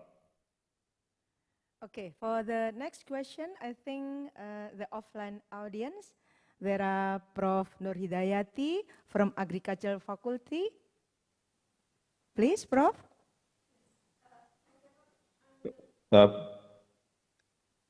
From to Prof. Rose. Hello, Prof. Rose. Yeah, hello. Okay. There are Prof. Nur Hidayati, Dean of the Agricultural Faculty, my Dean. How about food security, agriculture issues in Brunei Darussalam, and how the government plan to solve them? All right. Thank you very much. That's the question from Dr. Prof. Nur Hidayati. Prof, where are you? Assalamualaikum, Prof. Waalaikumsalam. How are you? Nice to hear your voice. Alhamdulillah. Alhamdulillah, we can meet virtually in this event. Yeah, inshallah. May Allah May Allah give us the chance to meet face to face, inshallah. Yes, One inshallah. day, We inshallah. can So, go to Brunei again. yeah. Prof. Ros, your presentation is very interesting regarding sustainability of agriculture production. As you explained before, in developing countries, to meet the food needs of the population, they use productive and intensive agriculture like high external inputs such as chemical fertilizer and chemical pesticide, and also superior varieties plant or high yielding varieties of plant. I think on the one hand, intensive agriculture can increase plant productivity, but on the other hand, it can damage the agroecosystem and also can deplete the nutrients in the soil, so the agriculture become unsustainable. Maybe based on your experience in Brunei Darussalam, when I visited the paddy fields, maybe what the effort to increase the sustainable agriculture in Brunei Darussalam, especially for rice cultivation. Thank you so much, Prof. Okay, please. Okay, Alhamdulillah. Thank you very much, Prof. Yeah, I agree with you that the practice nowadays and also traditionally using what to call this chemical fertilizer and so on. And but here in our faculty, FOA, UNISA, we believe in increasing productivity, agricultural productivity using not using the chemical fertilizers, but using soil amendment materials. That's what we promote and try to prove to the farmers that this will help to increase their production, their productivity, especially in acidic soil. So from this, our research activity at the moment is using animal waste plus the use of the carbon materials from paddy husk, and also from what to call this kayu ni apa, from husk, from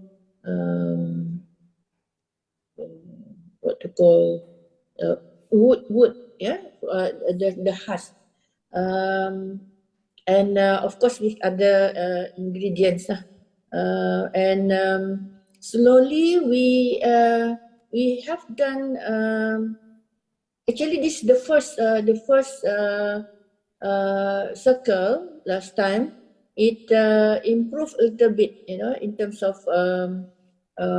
number of the ton per hectare. So it will take time, and we hope that by having model farmers, we can promote this approach of or these techniques, using less what to call chemical inputs, but moving towards natural, what to call this, fertilizer, organic, organic fertilizer. And some producers already now getting more and more producers of organic fertilizer.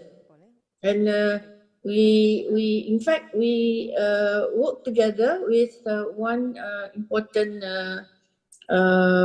private sector who invest in quite a lot, I think about 500,000 to produce organic fertilizer using based on chicken manure. Yeah, chicken manure, and the organic this organic amendment material can be produced within taking one week periods by using the techniques. The technology is from Korea plus German. So that's the activity we are doing. I agree with you that excessive use of chemical fertilizers will further will not be contribute to the sustainable agriculture. And for the government to encourage productions, agricultural productions, as I mentioned in my presentation, is government provide incentive in terms of subsidies, subsidies for inputs like fertilizers, and also, but that one is still subsidies on chemical based fertilizer and also pesticide. As you know, our faculty is new. We just about 2 years plus the program, 3 years like that, and our research also just started about 1 year. But through the agri-talks we provide to the public and farmers, we want to promote this approach, methodology by using organic based amendment, soil amendment material. So hope Prof. Naridiati can be contribute to our faculty as well through research maybe. Yeah. So. Okay. I think it's enough, Prof. Rose. Yes. Yeah. Thank you so much, Prof. Rose. For the next question, please, Mr. Effendi. Okay. Thank you. Hello, Prof. Adi Wahyudi. Yeah. Yes. Okay. My name is Effendi Suryaturna, Prof. Adi. I am a lecturer in electrical engineering in Universitas Islam Malang now. Okay. Actually, I am interested in your research. Currently, I'm focusing on PV farm, Prof. But for your case, for wave system power plants, I just curious about what the contingencies considered in that case, especially in the worst condition. For instance, in PV array, I consider contingencies such as partial shading, fast-moving irradiation. But how about the wave system? So we can consider that contingencies, and by control we can mitigate that condition. Okay, just that my question, Prof. Thank you. Okay. All right. So here, actually, of course, everything is coming from the sea, and then we know that there's two extreme situations that might happen. Correct? If the sea does not contains the enough waves, or there's a storm. So there's two complete end of spectrum here. So therefore, actually, this kind of thing could be avoided by using the right wave energy assessment. Where we want to install this wave energy converter will be very much important, by the way.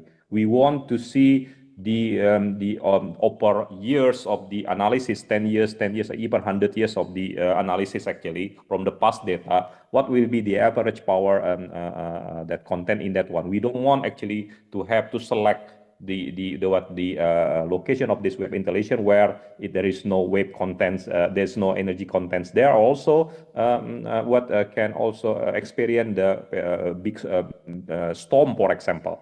So the rule of thumb regarding this actually, we don't want to go to this one. We aim to the moderate one.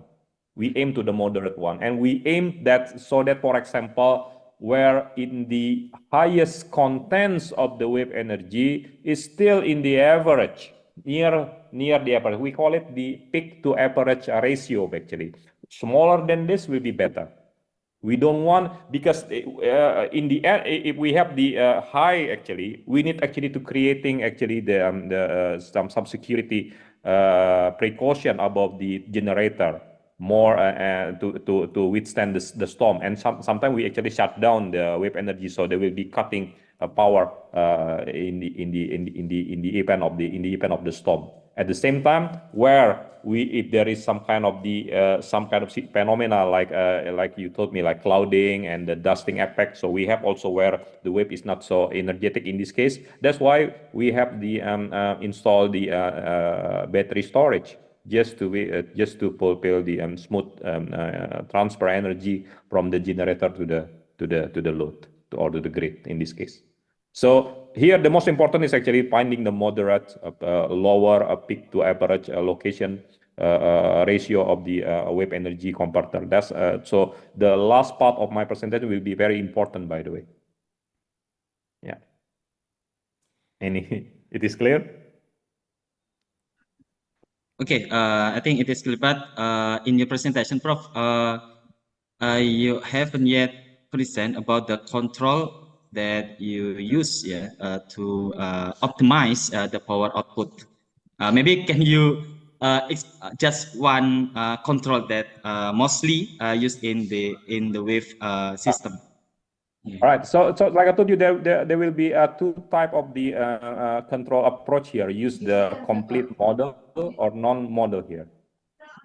So if we think about the non-model, you can, because you are in PP, you might aware with the pardon. Okay, you might aware with the MPPT, right?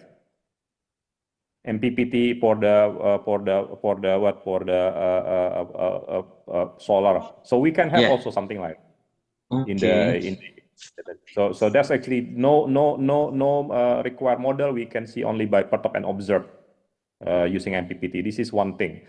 But if you want to use the model base, there is a principle of the wave energy, especially for the floating body. They said that we need to create the resonance. Resonance means that where is the situation where the floater actually capture power.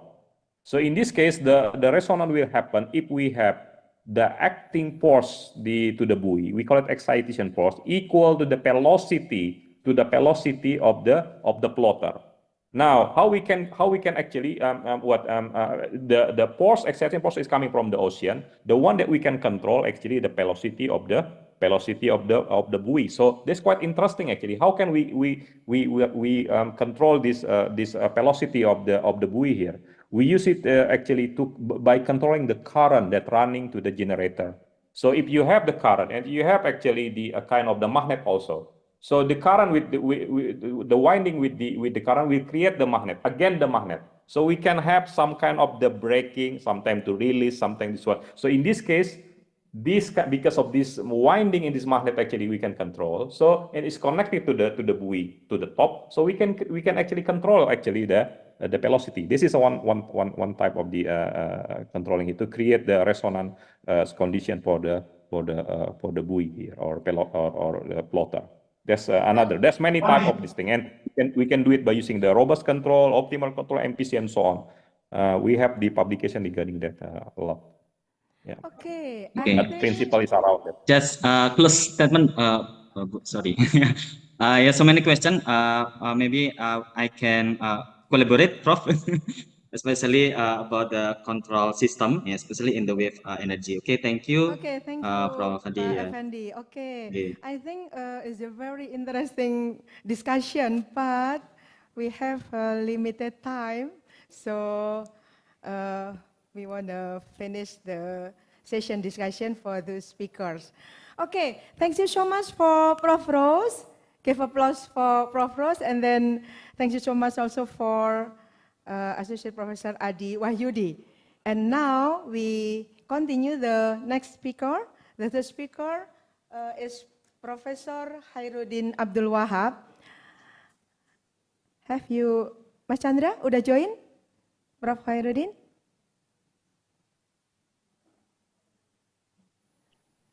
Assalamualaikum warahmatullahi wabarakatuh. Okay. Can you hear Waalaikumsalam me? warahmatullahi wabarakatuh.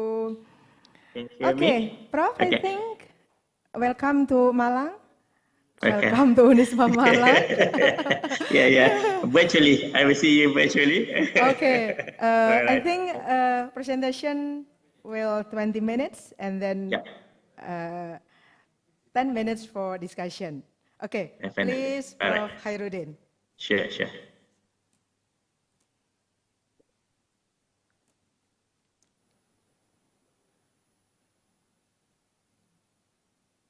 Okay. Bismillahirrahmanirrahim. Assalamualaikum warahmatullahi wabarakatuh. First of all, my great apology for some shift of my turn in the presentation for today in your conference because of circumstances that I have to have another meeting with the Vice Chancellor. First of all, I would like to thanks to the rector of the Unisma for inviting me to this prestigious conference that you have done annually, I would say, the second international conference, and also to the Fakultas Kedokteran of Unisma who have been signing an MOU with us to be in the collaborative to work together as smart partnership. Okay, and once again, very, very much thank you to all of you for this privilege of me to having in this conference. Even though I'm not able to get physically, I think with my presence in virtual already is an honor for me and a great pleasure to meet you through this Zoom. Okay, so I try to share with all of the participants and delegates of the conference with regards to my topics that I'm going to share with you is SDG embedded into student learning experiences. Before that, I hope I invite all of you to come to Shah Alam, to come to my campus in Shah Alam, Malaysia. And I'm looking forward for your arrival in future, particularly for other discipline from Unisma, because I know that the team from the Fakultas Kedokteran have been here before. So, okay. So the reason I'm taking this kind of sharing session is basically because despite that I'm international medical school, which we focus more on the program of medicine, but we're looking into that SDG is an important element in the context of the future generation, despite what profession they are. So that's why I'm sharing this session in terms of more on our experience later in regards to the SDG incorporated into our activity in the university.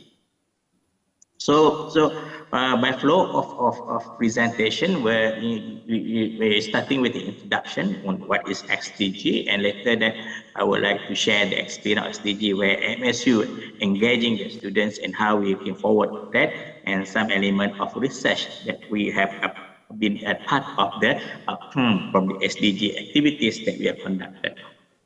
So as I think most of us are aware on the importance of SDG, and this is already adopted by the United Nations in 2015, and definitely an important call to action is to end poverty. I think because most of the region at that particular time is a result of poverty, and I think part of it also important, despite that whether it's developed or undeveloped country, the protect of the planet is important to ensure that by year 2030, all people will enjoy peace and prosperity. So this is the context or perspective that we want to look forward based on our engagement by the universities. So why SDG is important, as what I can say here is that SDG would promote long-term approach in addressing global challenges. I know that in our context in Malaysia also, we have a lot of issues with regards to the SDGs that we think that it could not be handled alone, or there is not a single organization can work into that particular issues to address these challenges. That's why being a university is important that we also look into account of how we can have this participation towards the contribution to these challenges solutions. SDG address not only in measurable changes in the well-being of people, economic development of countries, and better environment, but I think the most important is the means of how these changes shall be induced. I think this is, I adopt from the Institute of Development of Freedom. I think this statement shared by them is very, very important, and actually I will be inculcated this statement into where we need to approach in our universities, particularly to my medical school. The other part I would say with regards to the environment, it analyzes each of these goals to eliminate hunger and reducing inequalities to building sustainable communities. I think this is a phenomenal issues. Most of all, we still do have economic constraint, particularly post-COVID. A lot of our community from the good average income group will be dropping again to the most of the level in the economic status, and that's where the opportunity of us to look back in assisting this by knowing the profile and going back to how to assist in the economic status. Okay, so what interestingly about the SDG is we're looking into SDG to be part of the curriculum, or at least part in the university context in engaging the students. I quote the teachers from in English.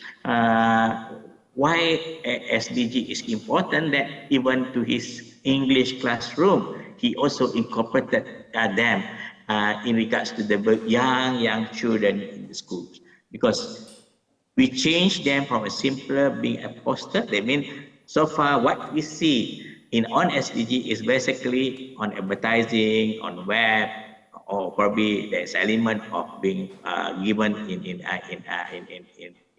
certain social media. But do we inculcate that beyond the understanding of that publications? So that's where I think the university also play important roles in the context of delivering SDG, particularly in the context of the young generations.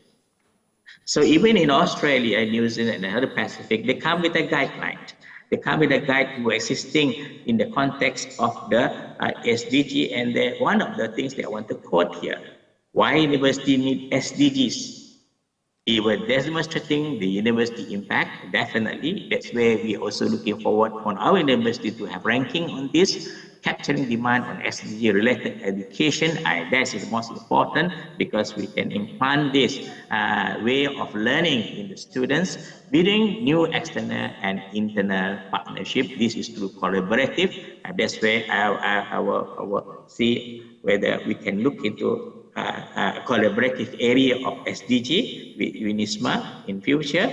Assessing new findings, definitely there are a lot of funding that people want to go for this, because a lot of challenges that especially the world is looking at, and definitely new fundings to this element of research will be coming in. And finally, adopting a comprehensive and globally accepted definition as a responsible and global awareness of universities. Okay.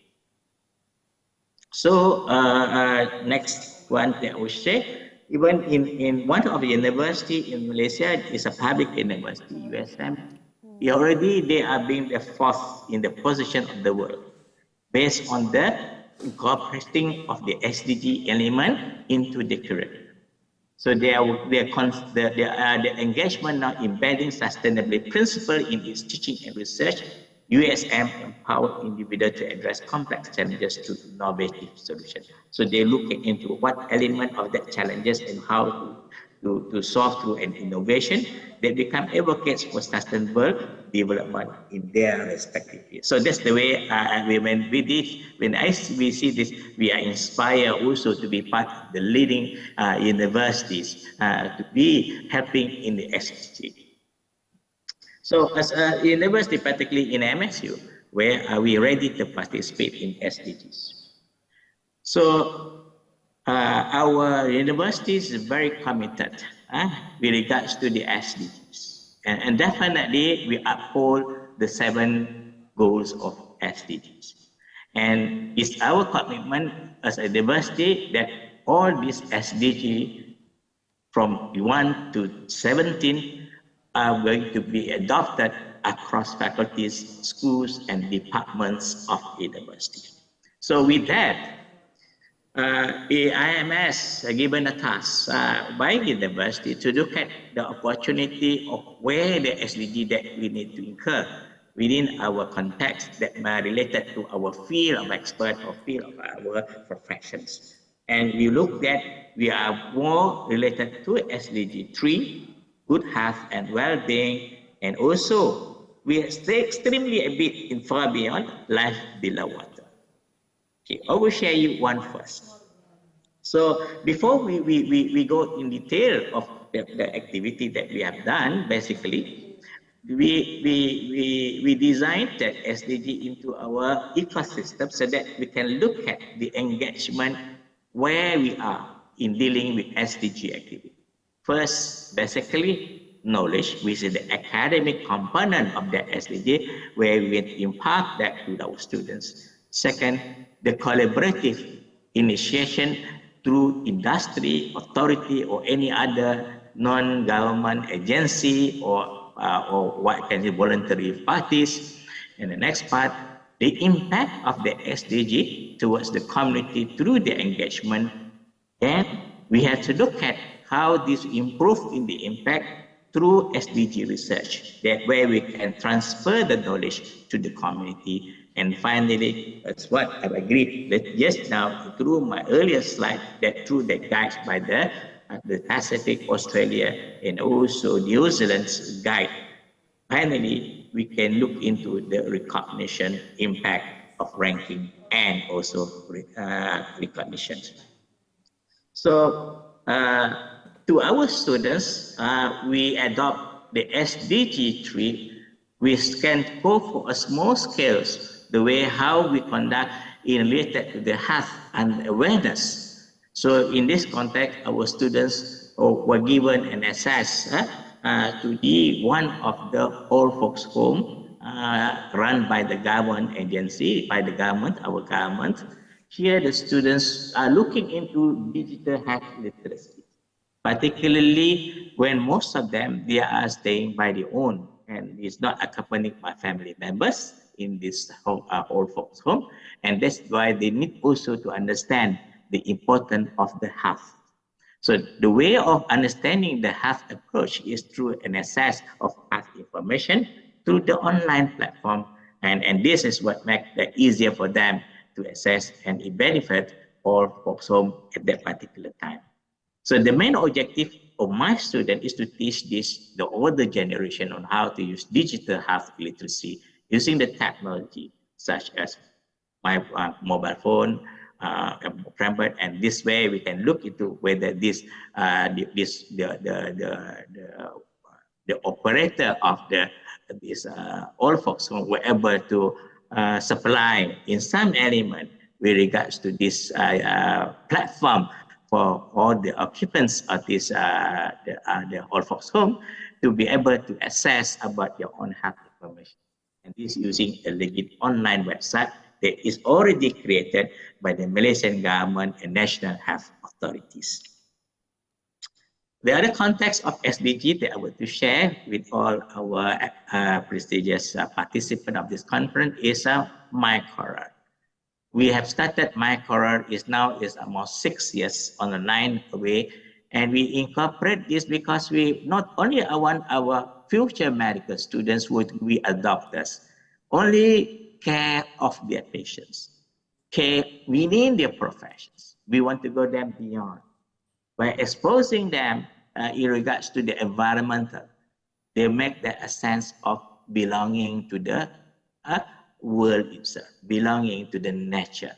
So this project of what we are doing is mainly on propagation of the coral, and that coral that we propagated on a frame that we designed through the context of the research that we have done earlier. And this frame will be distributed in the seabed. And this is the first phase that we done, the first year that we embedded. And what I'm going to share you now, it is looking in this photo after 6 years of propagation. And we show that the element of what students have been together with in these research projects were leading to the fantastically, I can see there to this photo, the growth of the coral will attract definitely the habitats under the sea. As you're comparing in this picture, we can't see any habitat at that particular as comparing to after 6 years. So these activities really make the students inspire about it, how it will lead to the extent on in future in looking into SDG, an important element towards preserving the nature for the future community. So we, through this innovative way of how we're doing this propagation, my team, which led by Mr. Haryono, is my Deputy Dean of Student Affairs, and his team, with the help of students, they were able to win the competition of the innovation recently in Malaysia. So I think this is an impact. If we do very focus on SDG, we definitely have an output in certain extent in the innovative way, where the challenges that we are facing, as what we can see just now, be able to affect the growth or the life of the underbed of the sea will be changed by preservation of SDG through the coral propagation.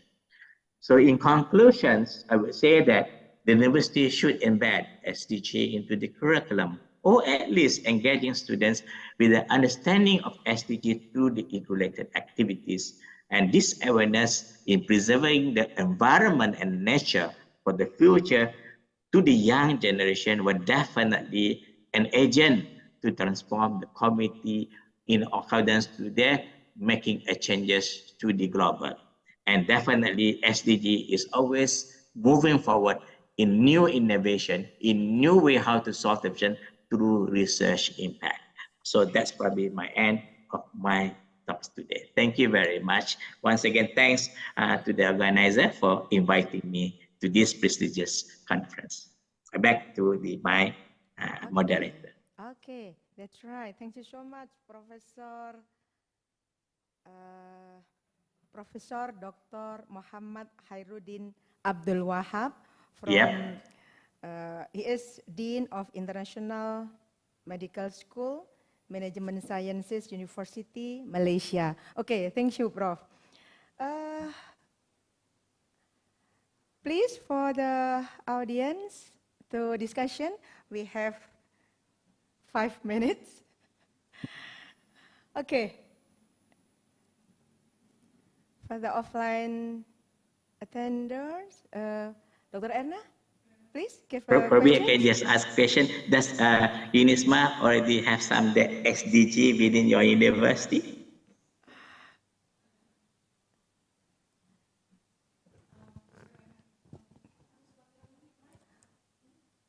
Okay, after Dr. Erna, maybe Mr. Ahmad Farouk from the online. Let me introduce. Okay, please, Doctor.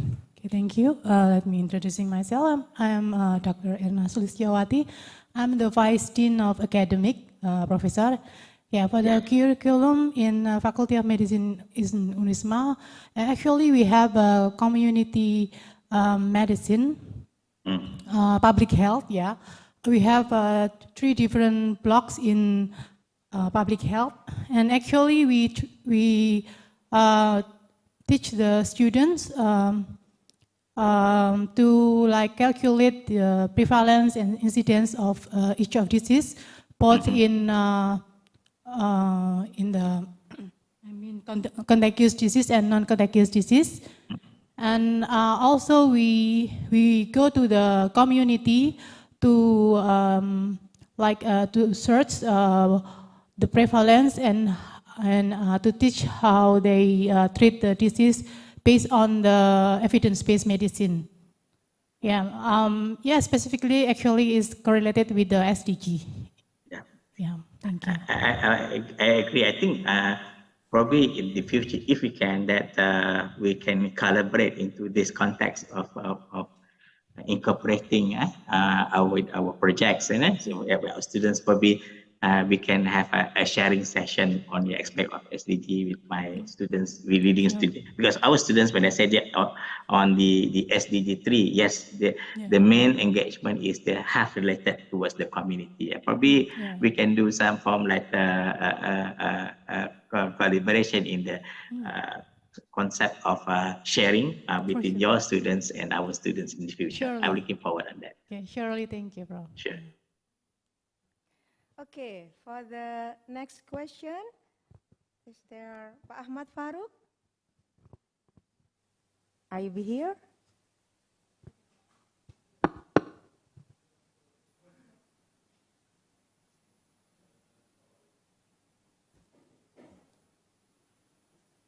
Okay, please. Hello, Professor Wahab. Yes. Nice to meet you, Prof. My name is Farouk. Sure. I'm from engineering faculty in Unisma. So I'm really interesting to listen your SDGs talk, because it is, I think, it's quite important nowadays. Since in Unisma itself, we are, I think, not many people aware about SDGs, because there are a lot of numbers, I think, So the important thing is how we can elaborate SDGs to the students, because engineering has its own faculty, its own curriculum, like Professor. And for example, like we want to link our curriculum to the no poverty for the SDG first or SDG 2. I think it's a lot is about the social, but we also consider about the some of SDG like ways to how do we reduce waste, something like that. Okay. Maybe you can share your experience, so thank you. Elaborate SDGs to the curriculum and how to attract students' interest in SDGs. Thanks. Thank you very much. Thank you very much. Okay. So even that's why, as I said in my earlier slides, that the University of MSU particularly very committed, and that's where all the schools and faculties, including even non-academic departments, should have the SDG elements within the entity of the governance. So, for example, that we related to yours is Faculty of Engineering. Our engineering faculty, basically FISE, Faculty of Information and Engineering, they will look into the context of merely in helping in the energy. They look into the energy elements. So because they have the faculty who leading into the energy aspect, so this is how the students will look in the context of their knowledge, their lesson in the classroom, how they can build up this energy. And now a few of the students together with their lecturers have going for solar energy to the remote area where it cannot be accessed, remote area with deficiency of the electrical supply. Particularly in areas, some area, they are not still able to get that basically the main supply from the supply given by the government. So this context of initiating this energy, we look into the importance of this technology to the people where they can be a benefit for them in utilizing such energy for their consumption, mainly the normal consumption of their requirement for them to have the electricity. So that's the way we look at it. So the students, knowing that they have to learn, they have to make the energy, but where does this impact on energy in future? I know that they're going to become an engineer, but to the extent of without any form of early working they already know where is the benefit of energy to certain people who dying need it. So that's the way the concept we are introducing in our students, so that they're looking forward on that particular way of demonstrating the SDG element, and they start to looking into on this SDG to impact that community, but make an awareness to the community to understand how to conserve energy also. So that's where the two prong coming in. Thank you, Professor. So one more thing, Professor, because we in the THE impact ranking, so we have to report some SDGs report for the university. Currently, I'm corresponding to provide some data for the SDGs, but yeah, thank you for your suggestion. It's quite important to us to improve our awareness about SDGs. Thank you. Okay. I think the important when we are at the learning curve of this SDG, particularly when we want to get that recognitions, the context of record and report is important. Exactly. Because most of the time what we done is, yes, we did it, but when we want to display it to the international, that what we've done, we lack of that evidences. I think, for example, you have done it, but you lack of evidences because we've done it, but that's why I'm sharing with earlier just now my first ecosystem, the ecosystem of SDG. So that will be our guideline. At the end of it, what we need to capture, where is the academic component in this? Where is academic collaborator? Because they were looking into, for example, like my SDG on my core, we engage with the fishery department. We engage with the scuba divers, a team of scuba divers, the companies. We engage with those who want to give some fund to that, to research. Then we produce another research. We got few research through this particular category, and finally the report that way is needed to be, as what I said just now, to THE. So that's the way I will, because you need to set an ecosystems so that you will not miss the important elements of where to report, and finally that's where we always lack of that particular evidences and make ourselves not able to be a benchmark to the others. Okay. Thank you, Professor. Maybe in the future, may I send you email about the strategy about the SDGs development? Yeah, sure. Maybe about the students community, or we can, we can learn together. We can share together and learn from each other. Definitely. Okay. Assalamualaikum. Waalaikumsalam. Okay, I think it's enough for discussion session for the first plenary session, and thank you so much for Prof. Hairudin. Thank you. Welcome. Yeah. I have some notes from Prof. Rose that sustainable agriculture will be the only solution that can contribute to all the pillars of food security via ability, access, utilization, and stability. And then from Associate Professor Dr. Adi Wahyudi, the wave energy assessment for the water territory of Java Island will be presented. And then for the last speaker, Prof. Hairudin, I have one statement. Maybe sustainable development goals need for the important to involve the curriculum. Okay, Prof. Rose, thank you so much for coming. We with you in Malang, and then also Associate Prof. Adi Wahyudi. Thank you so much also for discussion. Many questions from the student and all participants. Also, Prof. Hairudin, thank you so much also. Yeah, we with you in Malang. Okay, thank you. Hope thank you very much. Year, do come to Malaysia also. Thank you very much. Okay, thank you so much for all the participants, and I close with Wassalamualaikum warahmatullahi wabarakatuh. Give applause for 3 speakers. Okay. Oh ya, Mas Chandra, maybe perlu picture untuk absen? Okay. Wait a minute, please, all of the attendants to open the camera.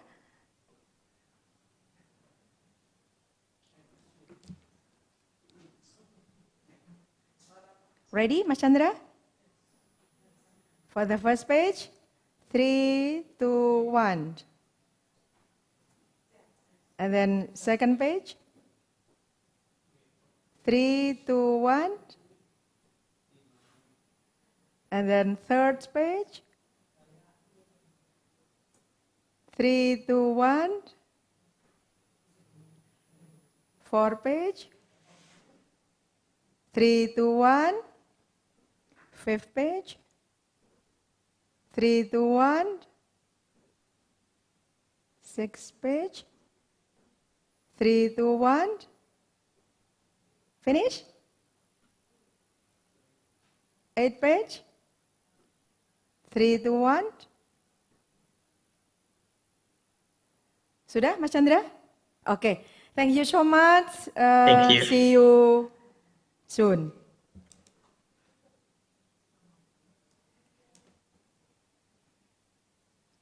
And back to Miss Fepti, please.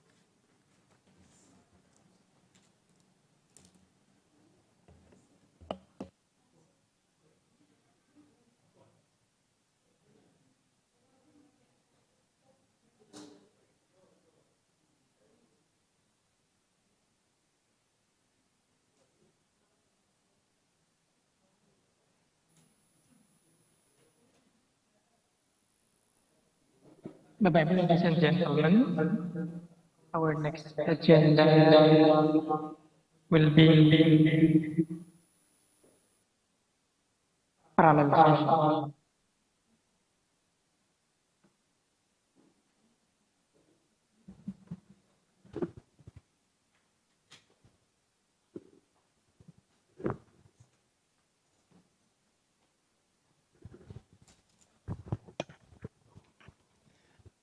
Ladies and gentlemen, our next agenda will be parallel session.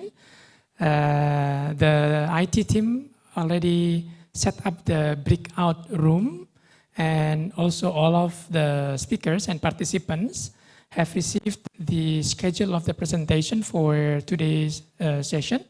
So please kindly join the breakout rooms available, and don't forget to enter the rooms that have been set up by the committee of this international conference. Your name and then your breakout room number is available at the conference book. Okay. So for the moderators, please kindly join the breakout room that have been set up by the committee of the conference. The first parallel session at 11 Jakarta, Indonesia time until 12:30. And after that, we will have the second plenary session at 2:45 because Professor Hadi Susanto from